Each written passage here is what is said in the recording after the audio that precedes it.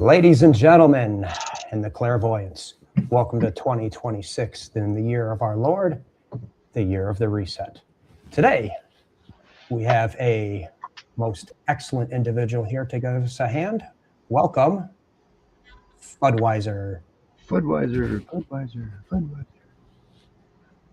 Have to use the rabbit intro. What's up, everybody? This is our first time trying to do this live here. I have no idea if this is echoing or if it sounds okay. Welcome. Thanks for stopping in here. Pop a thing in chat. Let me know if I sound like terrible or not.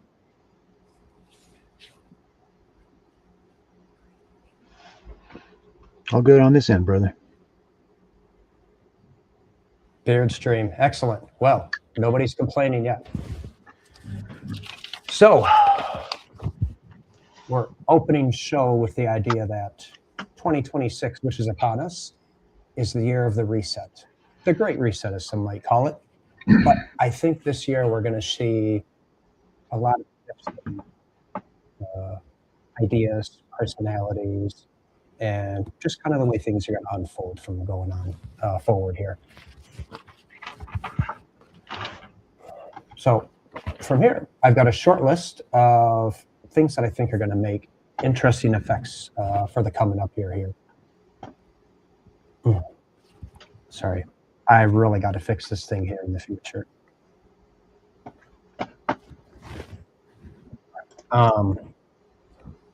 Okay, I'm an absolute noob here because these things are echoing in my ears 3 times every time I say one thing. This is... There's some mic system. You need to adjust. Okay. You're hearing your stream, your live stream at the same time. Mute your YouTube. Yeah. So how...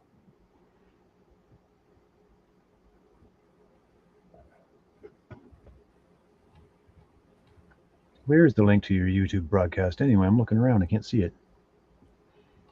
I hope you're right here. Okay, am I echoing anymore? One voice on this end. Holy shit, you're a genius. This is awesome. I have no idea what I'm doing. Thank you for saving me, Fud. This is why you're here, brother. I popped open Kick, Rumble, and YouTube, so that way I could have the chat dialogue over here on the side. And yeah, they're playing and echoing. All right. So one of the things I think that's going to be interesting for this year coming up are the DRAM shortages, right? Because the whole AI fraud thing has taken, 40+% of all future memory production for the next couple of years to be shifted over to HBM2 for server applications, right? And Corsair is exiting the market there. And a lot of people have been saying, hey, video game consoles are going to get delayed. GPUs are going to go up in prices. Memory storage is going to go up in price. So the whole computer gaming thing, right? It's going to be a bit of a luxury. And I think the other side of the argument that people aren't considering there is all consumer electronics are going to have availability issues. Modern day refrigerators and stoves and that stuff, right? They're all smart now. It's like, whose great idea was it to put a spyware computer inside of all of our appliances? Now they're not going to be able to do that so much anymore, you know?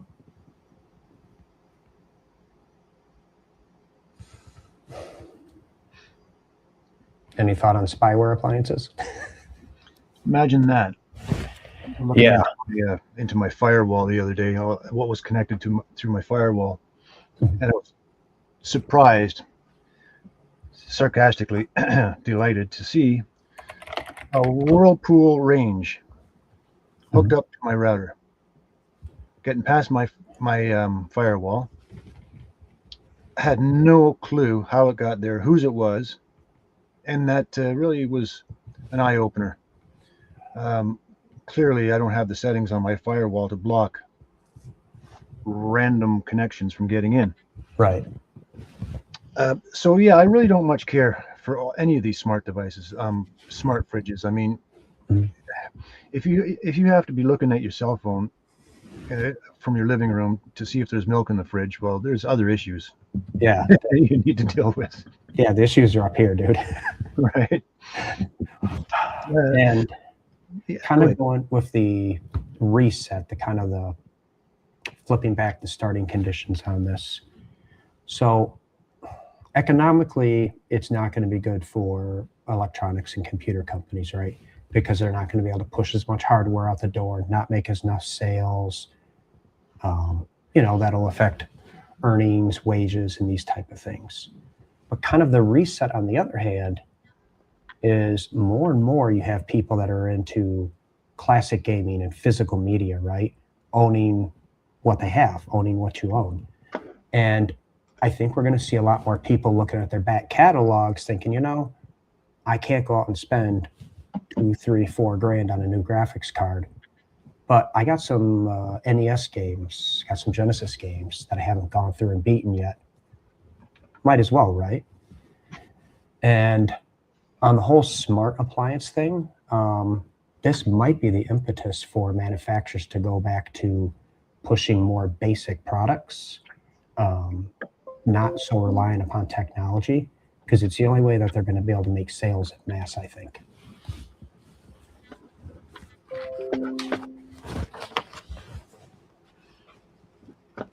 I'm trying to get another computer screen hooked up so I can watch the live stream too. Look, we've already got a spammer over on Kick asking if we want more viewers. Awesome. That's the love I get. I get my boy Baked Linguini over here on Rumble, and over on Kick, I get spam. I love it. So what do you think as far as the tech stack world going with memory shortages upon us? Well, the tinfoil hat side of me is always looking to the greater scheme of things. When it comes to the tech side of it, with the memory scam that's happening right now, Mm-hmm. It's more of a way to bleed us dry. It's just another way to bleed us, this consumer, the average minion out here. Yeah. First of all. Second of all, you will own nothing, and you will be happy. So everything wants to be cloud. They all want to push us onto the cloud. Pay subscriptions to store a picture of your grandma. Least of which having any compute in your own own home or otherwise. Frankly, this whole AI thing is not good at all. It infuriates me to no end, where I can't even search anymore, especially on Google. Yeah. Without AI interfering and putting in its 2 cents worth. I didn't look for an explanation about who manufactures this and who manufactures that. When I search Samsung, I don't need a history of Samsung. I'm looking for like a RAM or a phone or. Mm-hmm. It's just again making people lazy. Like going back to the laziness. If you have to use your cell phone to check if there's any milk in your fridge, then there's a problem. It's not cool at all. With the way things are going, but I'm old enough to say, kids these days, right? That's the Gen X privilege we have, right? And that'll be an interesting episode in the future. That we got a lot we can go over with that, but you would think this is something that the greenies would be all up in arms about, and maybe they are, about how everything is getting what's the right word I want to say? AI augmented, right? Because obviously there's going to be a tremendous amount of additional energy going into that to provide very little of useful value. And I got a circling FUD.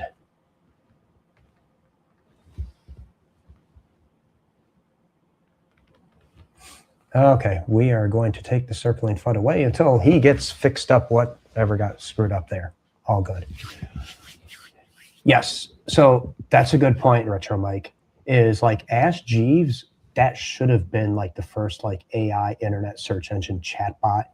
You had the cool butler. You could have done like a Middle English kind of expressions with him. It would have been tremendous amount of fun. That would have been tight. My bad. Test. Hey. All right. I think we have a FUD. I'm going to open back up chat here.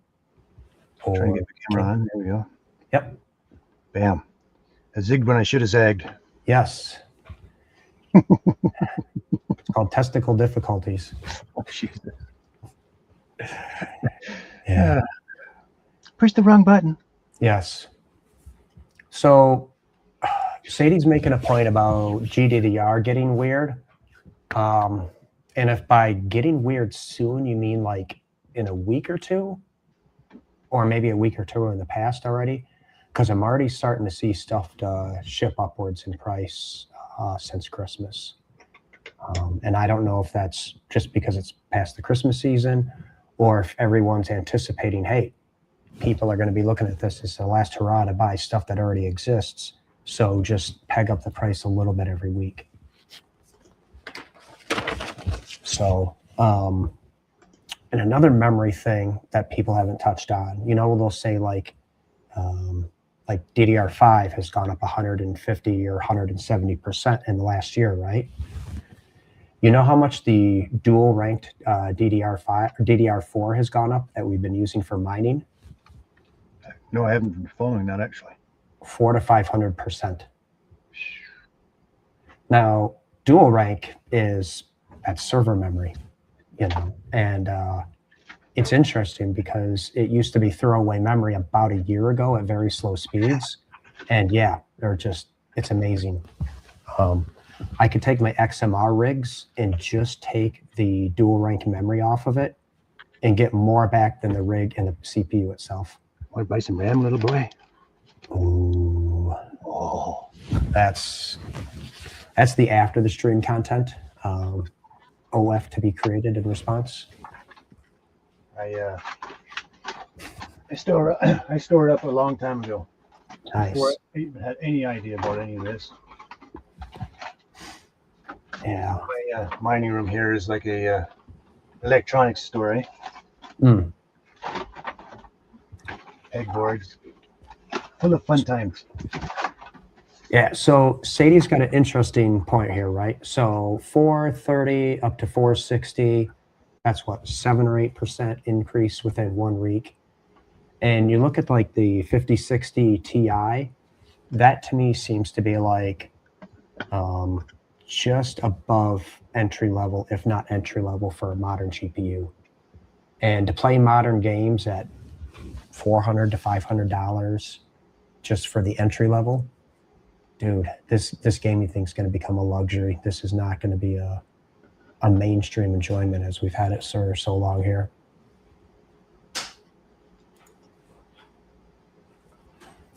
Okay, so up to my next point here, other than the tech and DRAM shortages.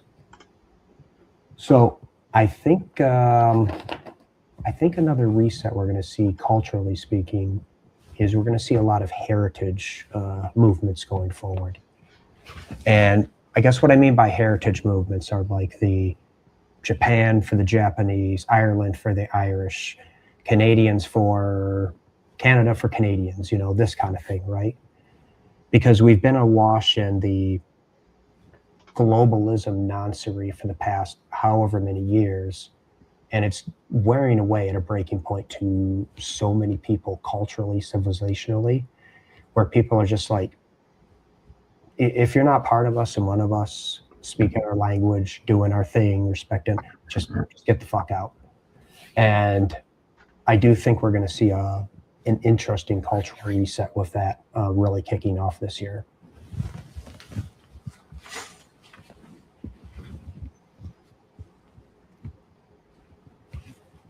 No. Don't know what I could possibly add to any of that.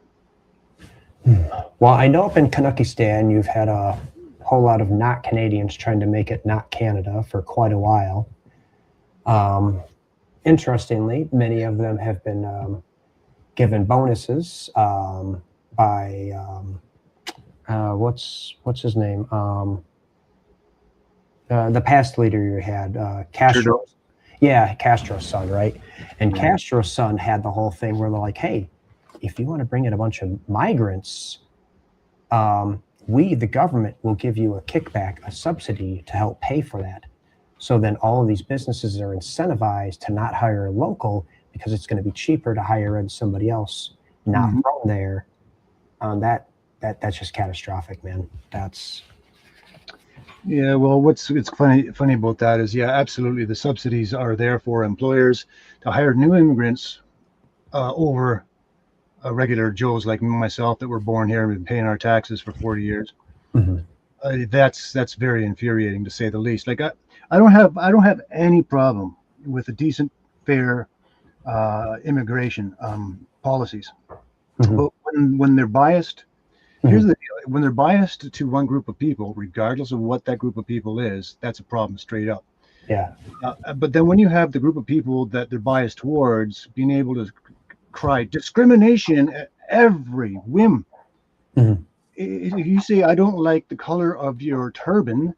somehow that, like, I'm not using a racial slur, but that's somehow an attack on their ethnicity because you don't like that color.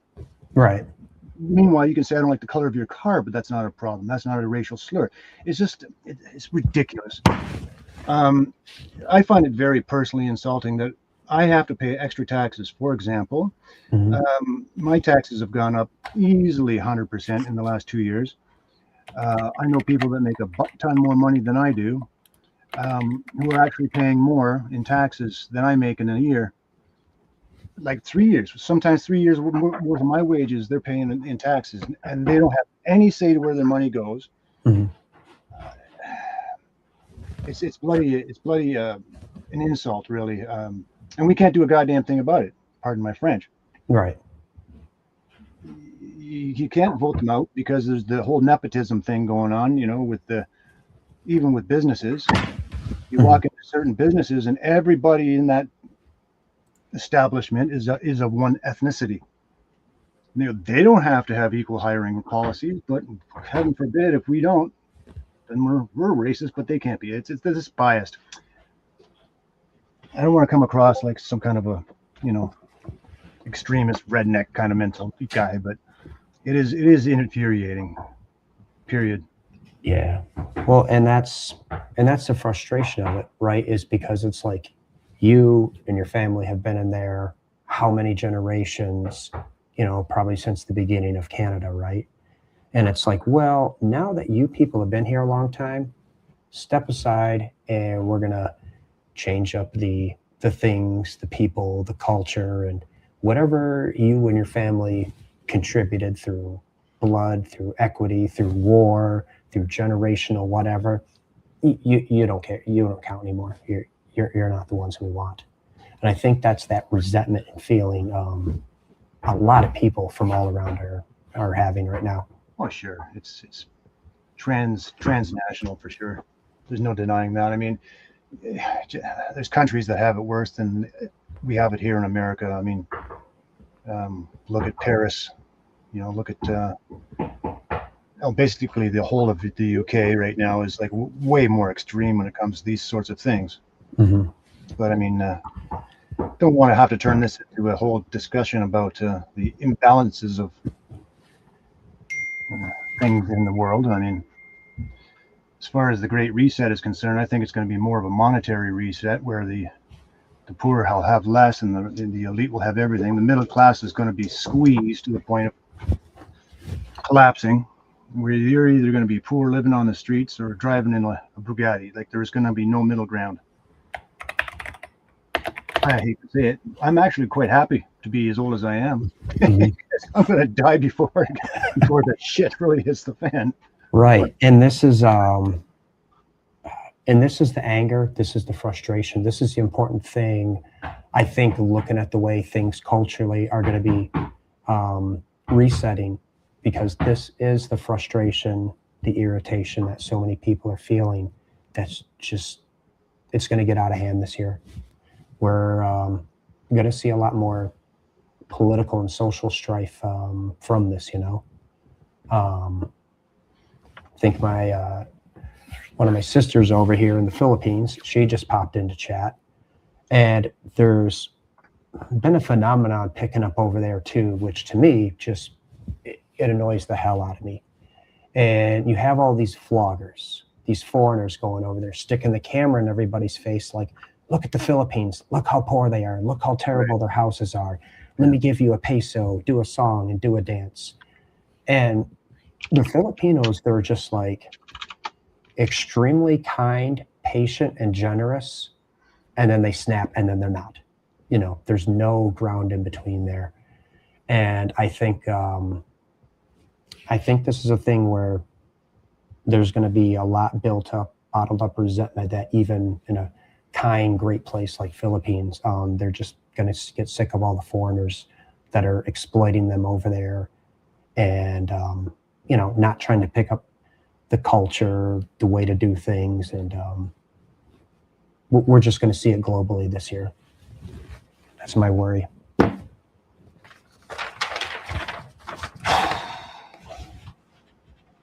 So let's see, what was my next point here?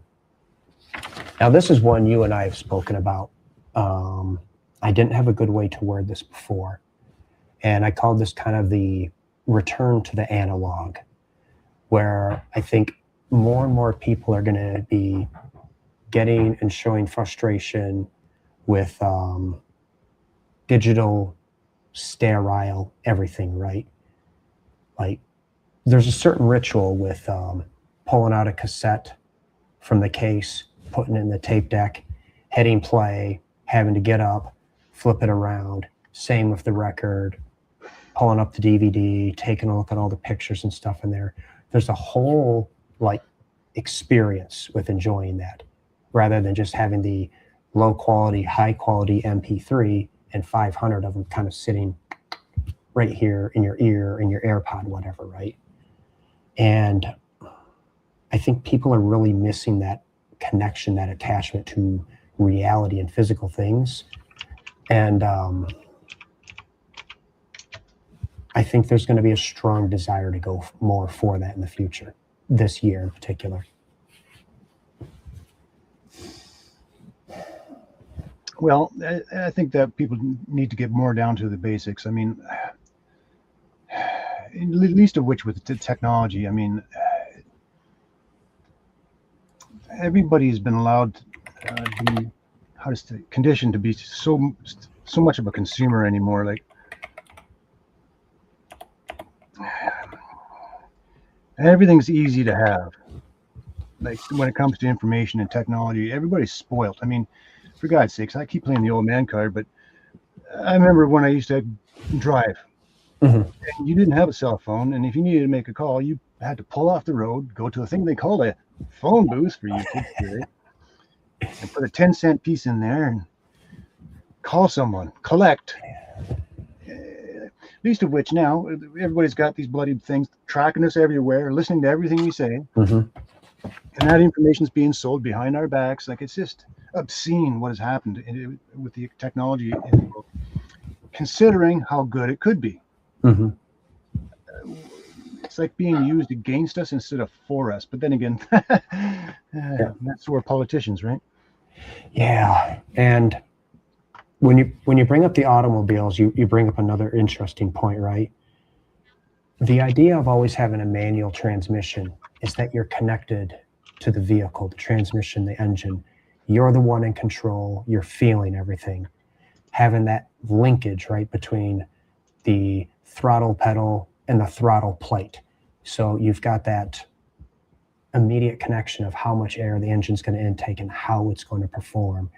And, you've got that, manual rack and pinion steering. You're the one actually turning the wheels and not some electronic solenoid.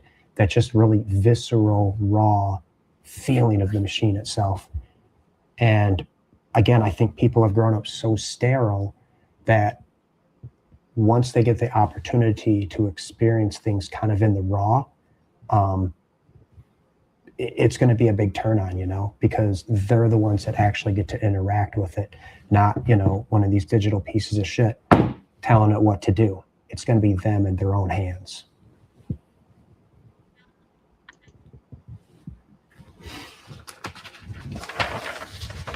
What say you, Manny Tranny? No, you're not talking to me. Who in chat could I be talking about? Definitely rude. Definitely rude. Yeah, it's got to be rude. Always rude. And kind of with this return to analog thing that I think a lot of people are going to start feeling is an outright rejection of kind of digital ownership, digital slavery, where you don't have any rights to the things that you pay for and you own, right? It all arbitrarily turns into some lease with binding arbitration that you spend your money for and you have nothing to show for it in the future. Personally, I think there needs to be a massive rebellion against that. And I think the less and less people have, I think the more and more they're going to be apt to want to do that.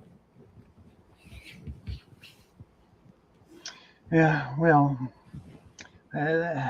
you have a valid point, but I mean, when people don't have anything else in their minds, when they've been conditioned to be so simple and basic and dependent on these kinds of things, they don't know anything else. Yeah.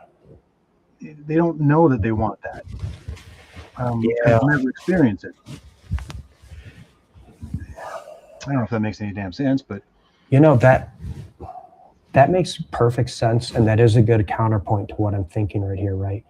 Because you've got the people that are like, they don't know what they're missing because they never had it. So it's like, how do we encourage people to sample that, to have it within their own hands, to have that, I guess, the ritual, the feeling, that just aesthetic of being a part of something, I don't know if this is actual a fact or not, but I heard on the interwebs there, that some of these millennial types are so incompetent they have to hire people to change a light bulb. And you know what? As much as I don't want to believe it, I actually do believe it's true. That's what I'm talking about. No one's been ever raised to be self-sufficient. I mean, what do you call that? With the kids with the helmets on and the knee pads and elbow pads, and all they're doing is walking. That's satellite parenting or something. Setting up for failure. I don't know if there's a good word for that.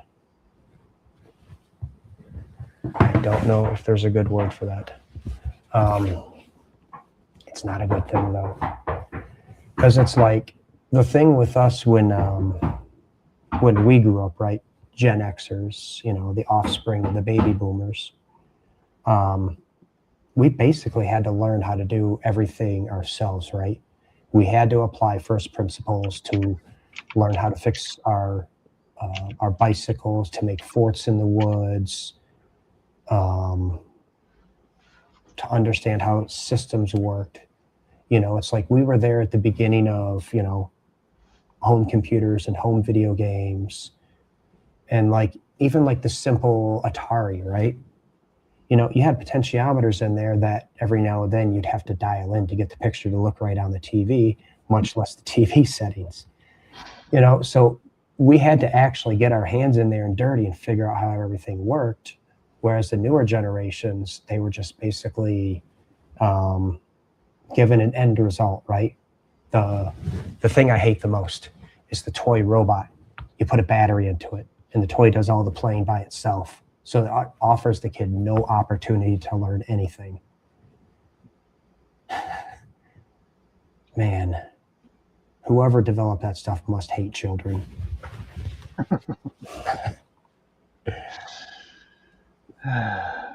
Well, this will turn into nothing more than a couple old men ranting about the problems in the world today. But I mean, it's a valid point. I mean, without embellishing anything more than what you've said, I mean, living in a disposable society, if something's not working anymore, no one even tries to fix it or look into it anymore. They just get a new one. Yep. Yeah. Just get a new Consumers. one, That's throw it why we. away. That's always conditioned. That's why the 1% want us to be the ones that manufacture these things. They don't want you to fix anything. As a matter of fact, they got laws against it in some cases. Yeah. What is it? The John Deere, you can't fix your own tractor thing, and I don't remember what that's called. The actual phrase for that sort of thing, where you can't fix things you own. Yeah. Excuse me. Oh, enshittification. That's the correct word for it. Is it? I don't know. I'll have to take your word for that one.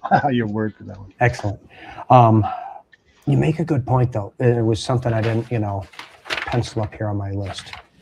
Is I think we could see a lot more people wanting to have actual sustainable things that can be fixed, that can be repaired. Like toasters from the 1950s, 1960s, other washers and dryers, fridges, like these old things, right? I mean, you got to replace maybe some tubes, some hoses, some electrical components, some bands, but they're designed to be able to do that, right? And I think there will be, I don't know, some kind of hipster type movement towards people really taking in the vintage, specifically the stuff that can be maintained over a long period of time, which, reduces that whole total cost of ownership and buying stuff just to throw it away in 6 or 7 months. Yeah, I'm driving my old pickup truck into the ground, so I can totally relate to those kinds of things. I can't fix it anymore. Like it's beyond fixing. Like you try to take a bolt off and it snaps. I mean, everywhere you go. Yeah. I don't live in one of those rust-free zones like down in southern states. Mm. Oh, right to repair. Look at Retro Mike. That's what it's called. Thank you. I don't know. Retro Mike's chat's over there someplace. Yes, right to repair. And Louis Rossman has been a huge voice in that. I don't know if you've ever searched him up on YouTube, but that's been his shtick for quite a while here. Isn't he the Clippy guy? Yes, he is. I thought so. And then what else did I have? Going to analog. I have another thought too. We might see a return to Depression era cooking. And what I mean by that is like the Depression era cooking, right? You didn't have a lot of meat, so you made the meat stretch with more potatoes and more onions.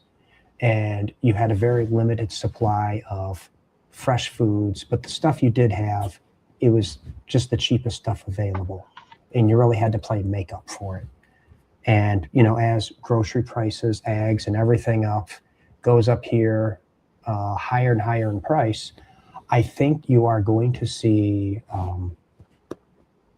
a lot more people looking at that as the way to, I got to save money and I got to eat healthier, right? I think the eating healthier nutrition thing is going to be that, deviation from the traditional Depression era cooking.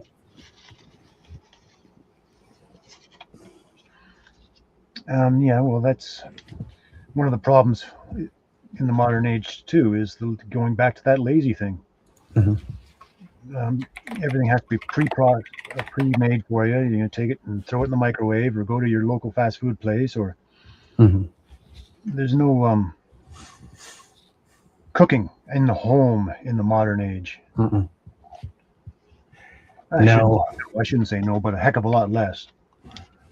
Well, you and I are quite lucky compared to other people, because we have traditional wives, right?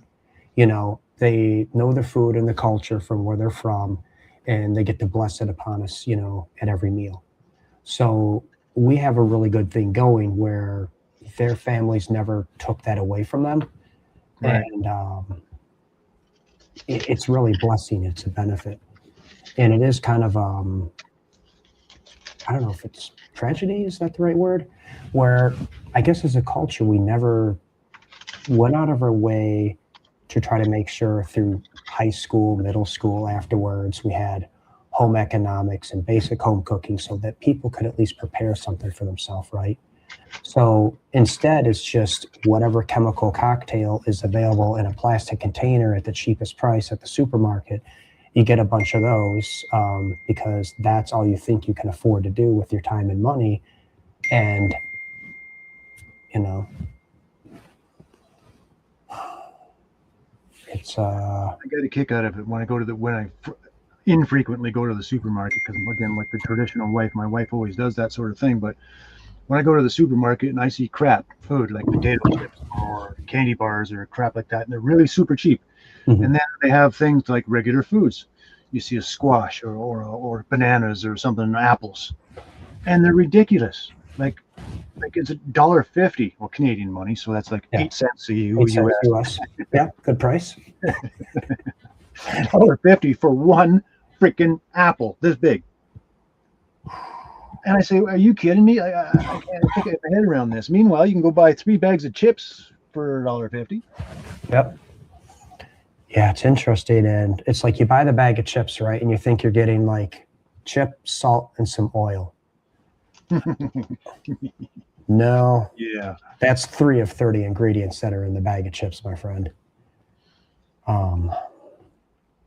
It is interesting because it almost feels like they're either artificially keeping the cost of real food higher or artificially subsidizing the cheap crap to make it feel like it's a better deal than buying actual healthy, nutritious food. My tinfoil hat goes for the second one because it reduces somebody's sovereignty in their ability to provide and do for themselves, because then they always have to rely on, you know, the system to take care of them for everything. Healthy people don't finance the healthcare system. Healthy people don't buy pills,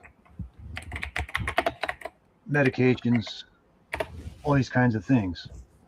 So you know you got to make everybody sick. So you have to buy these pills. Again, the tinfoil hat on me is pretty tight today. Yeah. But it's it's pretty obvious. I mean, anybody that has eyes. Mm-hmm. Yeah, and getting back on the topic real quick of cultural insensitivity, Retro Mike over here in chat's like, hey, I get home, I get a steak, I put it in the broiler, the smoke detector goes off, I know it's done. Why would you kill the cow twice? What kind of level of respect is that? I mean, no flavor, no nutrition. It's just, that's funny. It's terrible. Mike, just remove yourself from chat. You have nothing good to contribute. This is embarrassing. Moderator, can we have a moderator, please? Moderator.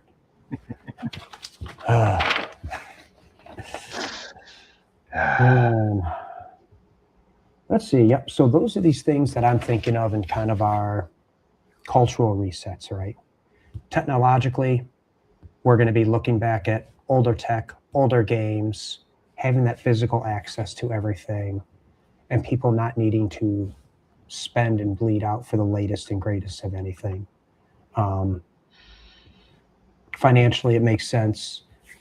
Emotionally, I think it's actually pretty wise, because I don't think it's good for people to want to constantly buy and buy and buy and keep contributing to their own economic collapse. So that's a good thing. The heritage movements, man, that can be pretty scary, because you're going to see a lot of national pride. I don't know if it's going to be reacting or overreacting, because there are going to be a lot of people that want to defend their culture, their nation, and want things to return back to some sense of normalcy, so that the actual people from that country can have that quality of life and that culture that they deserve. This could be a pretty scary thing going forward here. Now, the kind of the return to the analog, I guess kind of the reset there is, a lot of people, I think, will be interested to kind of use their hands and feel their way around the world and interact with it more, and much less digitally. And that one might be more of a pipe dream. That might be something I'm making up to tell myself that the future generations are going to be okay, and they're going to want to return back to the roots of their culture and their parents and their grandparents. But I don't know. I don't know. The reset to depression era cooking, that's going to be a good thing as far as people's health, people's budget. It'll be a very interesting way, or very interesting to see kind of how this goes forward. But I do project that to be the meta in the next few months. One of the things that Trudeau was pushing a while back, well, he's not prime minister anymore, but he wanted to make it illegal for any homeowners, landowners, to grow your own food. And you couldn't sell it like on the road, like the roadside. When you drive through the country, you buy corn or you buy eggs or apples, whatever, from the farmer direct. Yeah. He wanted to make that a criminal, like illegal. Yep, that sounds. What are they supposed to be called? I get the terms confused. Is that like a communist or a socialist? I'm not sure. It's kind of a fine line. I actually don't know that enough about these things to be give you a definite answer to that. Fascist. Is fascist the right word? Because I always get fascist confused with fashionable. And let's be honest, that dude has such a great set of hair. So I think fascist just, it kind of works into it. Yeah. Basically, the end result of any of those systems is the same. If it's fascism, communism, they all amount to the same end result, really. Yeah. So for me, it's 6.5 dozen. Yep, I think so. But I mean, that's the kind of crap that you're seeing going on all around everywhere in the world. I mean, you saw it in the States with the Amish people getting attacked by the government for selling unpasteurized milk or something like this, and seizing their land because they were selling steak that wasn't run through the U.S. Department of Inspection, whatever the hell they call that stuff. Yep. Creating food. Basically, just to steal their land and kill their culture. Yeah. That's the only thing that serves, the only purpose it can possibly serve. It's interesting because it's like, hey, why are you selling this milk? You took all the nutrition out of it, or you didn't take all the nutrition out of it. You didn't make it so that people are going to have side effects from it. What's wrong with you? And this meat, why didn't you add a bunch of, chemical treatments to upset people's gut biome? Why didn't you do that? You can't just kill an animal and cook it up and serve it. Oh, well, you could always eat crickets. Mm-hmm. The city I live in here actually has the only Canadian cricket farm in the country. And apparently there's only two in North America, one in the US and one here. The only one here is like a 10-minute drive away from me. I might be a little culturally insensitive here, but fuck cricket farming. That's not people food. Cricket hater. Yeah, I'm a cricketist, definitely. Unless they supply to the pet stores for turtles, I'll recant my words if that's what their business operation is. If they're helping the turtles survive, God bless them. True that. I need a very quick break. I'll be back in a sec. You got it, bud. Yes, we will eat the bugs. We will love it. All right, maximize myself back here on chat while Fud's got to go away and do Fud stuff. Let me see if I can catch up here on chat. Did want to shout out, hey, Dad, thanks for popping in. I love you. Thanks for watching me embarrass myself trying to set up a podcast for the first time. Really appreciate this. Jungle Gyms has an entire cricket section at their store. Mike, didn't I tell you to ban yourself from chat already? You really have nothing good to contribute here. Shameful. Wow.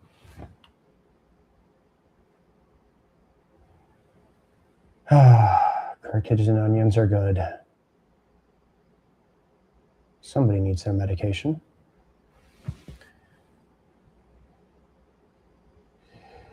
Yes. And Rude has a very, very good point about very powerful men with tiny mustaches. And there's a worry that these reset things I'm considering right here, that's going to trigger another one of these things to happen.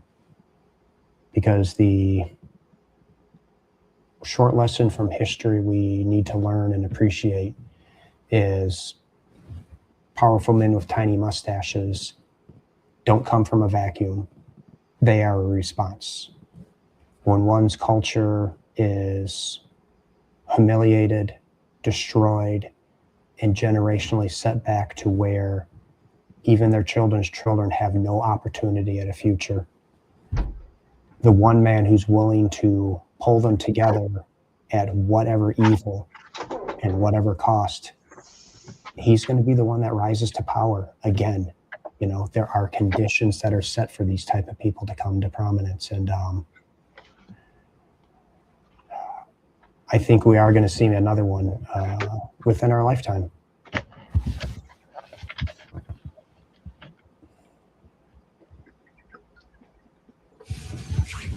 Let Fud get situated back here before I pop him back in. Thirsty. Tiny mustache men just like to point. Yes. Yes, they do.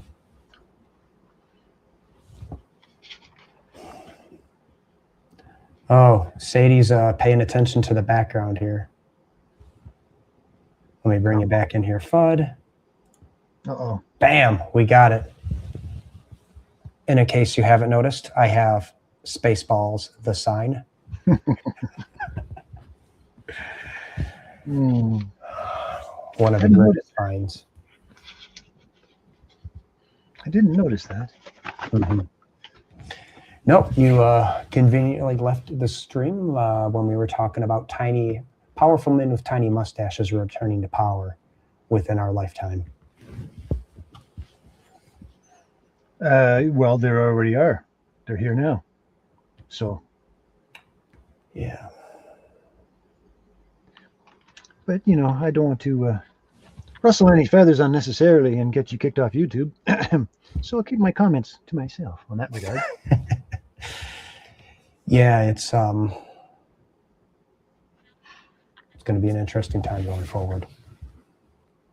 Interesting time. So just pay attention. You know, keep alert of what's going on. Keep prepared, and you know, always make sure you and yours got what they need to get through.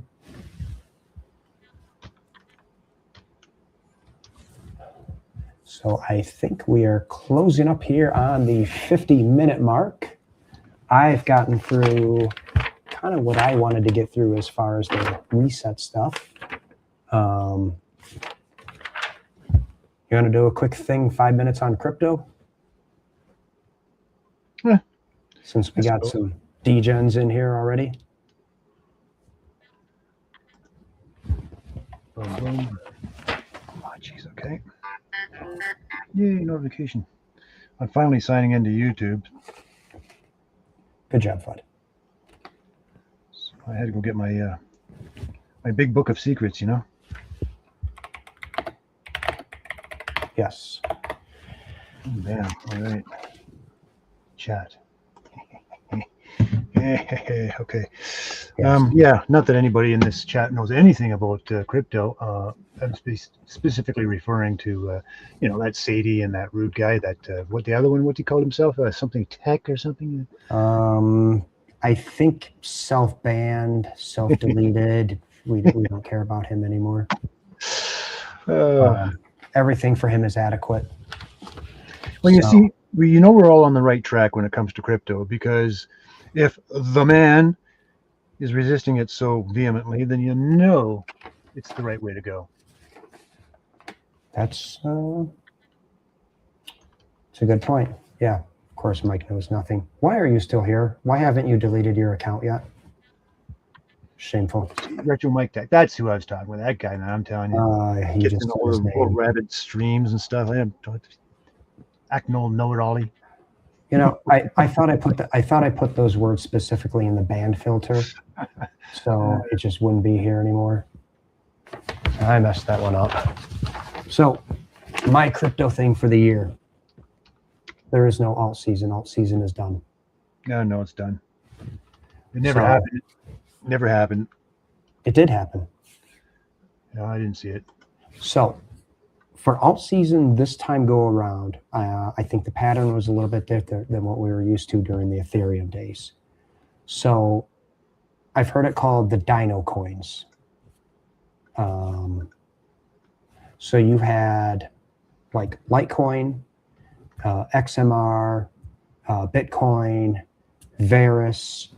You have these projects which are older, tried and true, and technologies that are actually used on a daily basis. Those things did pretty well. Everything else, I mean, it just went straight past the shitter. And I don't anticipate any reason why, like Ethereum Classic or Raven, Ergo, or any of these other projects, they don't have any use case. I mean, they've got some following, right? They got some people that think, okay, the project's neat, but where's the real world application? You know, where has it been in the marketplace? It hasn't been. So I'm projecting that they're just, you know, as dead is going to be. A slow, painful death for sure, but not anymore. Well, the whole cycle of the FOMO bull run after the halvings, you know how it goes every 4 years. Mm-hmm. I think that whole thing has been squashed by by the institutions like BlackRock, Fidelity. They've got their hands into it now, and they've got their algorithms and all these kinds of things that you use in the markets in the TradFi world forever. So I think that is gone. And like you were saying, the ones with the crypto projects with the real use case scenarios, well, see, that's more like business. It's no longer the wild west of like it was in the last 10 years, whatever you want to say. Yeah. Where any idiot can like hype some ridiculous apes or crypto kitties or with the NFT that was going on for a long time. Mm-hmm. And then all these meme coins that come up on the Solana chain. I think that stuff is going to be over. I think that was sort of like the late adolescent sort of maturation of the cryptoverse. Right. And now we're entering into our 20s, you know, as a crypto community with a little more responsibility and how to say maturity. Mm-hmm. I think there's always, like in anything really, there's always going to be suckers. It doesn't matter what you're talking about. Like the mines doing samples and faking their samples and then selling their stocks against these fake numbers and stuff. Like, I mean, there's always going to be that kind of crap in the world. Yeah. And that's always going to happen in crypto too. But people are getting much more savvy with it. It's kind of interesting. It's all this garbage that's happened in the crypto world has been a good thing in that it's weeded out the people that don't have the mental wherewithal to understand what it's about. And the people that are still here, like I say, are a more informed, mature group than they would have been 10 years ago. Mm-hmm. All this news on the scams that are going on, like today as we speak, you go to any, like on Discord or any crypto YouTuber, scammers are there all the time. But the game is the game is up with them. Like, So anyway, I guess what I'm trying to say is I think that crypto is going to be really, really good now. I'm absolutely delighted with what's happening. Mhm. I'm really quite looking forward to it. Mhm. The next 5 to 10 years, I think, are going to be really good. Like you were mentioning before, I can't remember the names of the projects you listed off, but there are projects that are doing real world things that matter. And I think that's where the smart money is going to go now. Yeah, it's almost like we had, we had the dot-com bust, right? Early 2000s, where everyone needed the website presence, but they didn't know what they needed it for. And pretty much everything shit the bed. A handful of companies survived, and well, now they've become the tech oligarch overlords.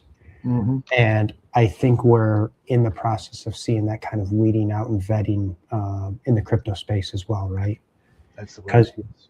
Because it's like Bitcoin went from being the open, transparent way to transact point A to point B without any third-party intermediary. And it has in some way become kind of perverse in that now it's a store of value and it's no longer the transactional currency that it was intended to be. Litecoin, on the other hand, has effectively replaced that, right? So when you need to send funds for goods or services back and forth, and if you want to do it in a clear and transparent way, you use Litecoin. And Litecoin is used on the daily for everything. If you want to be able to send money point A to point B, low fees, and you want to treat it like cash, so there's no receipt to the transaction, that's what XMR, that's what Monero does. And so it's kind of between these three, they've won, kind of the battle of the ledger. And you've seen other entrants come in like Caspa to say, oh, well, we can validate multiple transactions per second. Nobody uses your shit. Get out of here. Nobody cares. It's a useless network. And there have been a lot of other attempts at something like this as well. And so we're going to see these three things going forward. Other contract type things that offer a open, transparent contract / ledger thing that all parties can view at all times. I think that as a blockchain has a future because there is a legitimate need for transparent contracts that anyone can have access to. Other than that, I'm not convinced anything else has the capability of going forward because I don't know what its value proposition is, which is why none of these other things that didn't do these, they didn't do anything during the altcoin cycle that we had.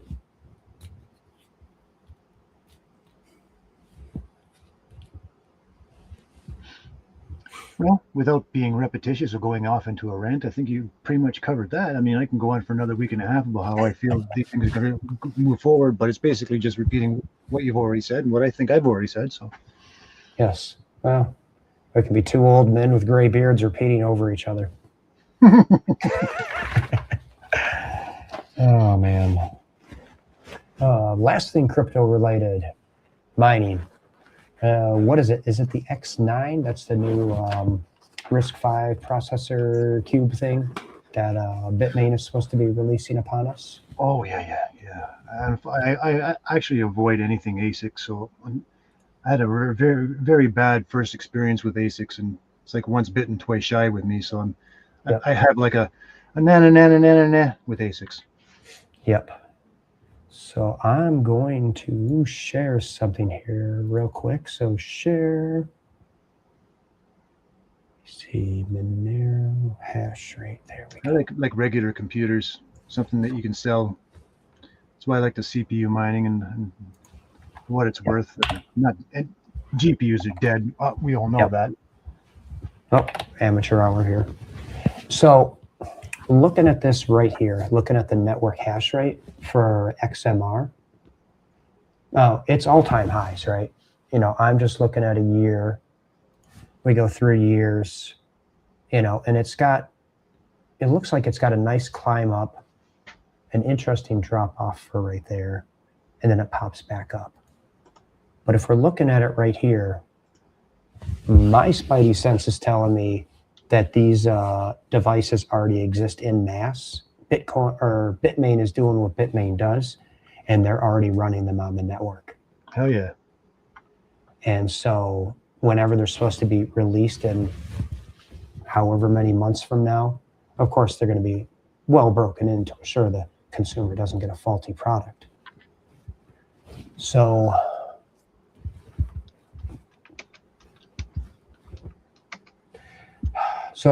Retro Mike made the point here. So there's already a fork designed to make RESC-V less sexy than what it's supposed to be.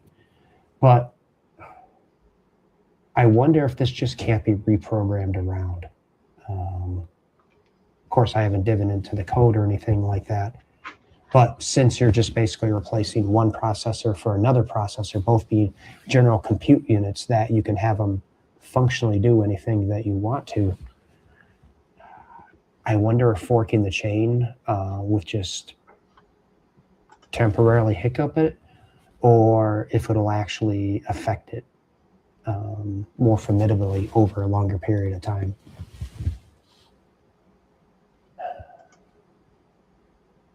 That's an interesting wonder. You know, I've often considered if I had a little bit too much money to buy a whole bunch of old ASICs. Mhm. And with the sole purpose of, now hear me out. Mhm. Hear me out. All right, I'm going to grab this one here before I drop it on my head. They make really effective bricks. Yes, they do. They are fantastic bricks. I would love to build a house out of one of these, a whole bunch of these. Notice this one. You know, back when we were kids and we had, the Red Scare and the commies were going to come over here and bomb everything, and we had to live in underground shelters.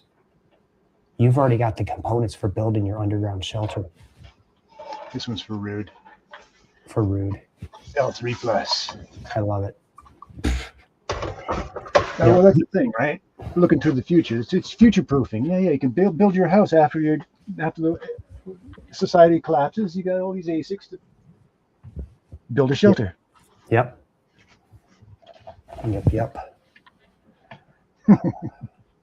So the value proposition Retro Mike's mentioning here, it's like the value proposition always benefits the hardware manufacturers, especially Bitmain, right? Because that's always their shtick. They're like, hey, there's a new thing. We'll make an ASIC for it. And they don't just make it and release it. They go out there, they mine the hell out of the coin for however many months, maybe up to a year. They probably make 10 plus times their costs and their profit margin combined with the ASICs, and then they just sell the ASICs afterwards after they've, effectively lost their, value, their competitive edge. Which is interesting to see. That's kind of how the crypto world works.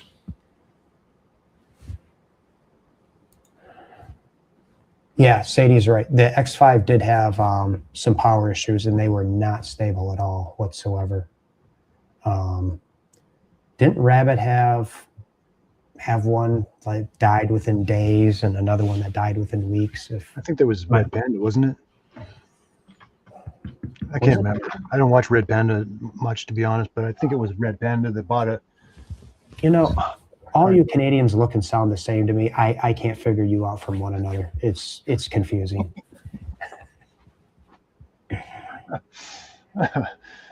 Do not make me come over there. Oh yeah, what you gonna do about it, hey? You gonna steamroll me? Well, come on, you hoser, get up at her. You gotta be careful there, bud. Because your state borders right on freaking my province, hey? I can just walk across the border. This is true. Trump has not put an order in on no snow Mexicans, so yeah, our back door is kind of wide open to you. When some guy in a camo suit with an American flag on his shoulder points a gun at me and says, "Hey, you can't come over here," I'll say, "That's discrimination." No, have to let me in. No, just wear your camo and an AR, and you Well, know, it's like one of you. yeah, exactly. Oh, shit. I And went then for the wrong angle there. yeah, you know, just wave hello as you're coming in, and be like, oh, it's one of us.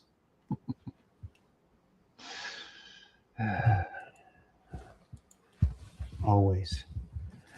So, my friend, I got through my talking points. I made an interesting run of this. Thank you so much for helping me here.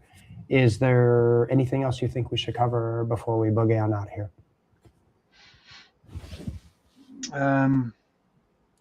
Well, no. Honestly, I didn't even know I was going to be able to stream with this. I was definitely not prepared. So I think you've covered anything that I could have thought of and some more. And perhaps when you have another stream, I'll be better prepared for it. You know what, man? I love your brother. Thanks for giving me a hand here. You were perfectly prepared. I just needed you know, a degen, a fellow brother, to kind of bounce things off of and see if they do or don't make any sense. So you've caused me to reconsider some of my points on here, which is great. And now I have it on the record. Oh, crap. And I think we should try the shit show again this coming Wednesday. I don't know if you will or won't have any availability. Yes, my lawyer is telling me that I have to sign an NDA. Excellent. Excellent. We can do that. Too late. The cat's out of the bag. Yes, I love it. All right. So everyone listening, thanks for popping in over on Kick, Rumble, and YouTube. I appreciate all of you. Baked Linguini, he did have a point. I misread what he said earlier about powerful men and pointy mustaches. I thought they just want to point, which is, you know, the obvious Roman salute gesture. But he said paint. He just wanted to paint. Painting, pointing, same thing, same guy. All right, man. All right, everybody. Thanks again for hanging out with us tonight. Much love. Appreciate all of you. And we'll check you next time. Thank you.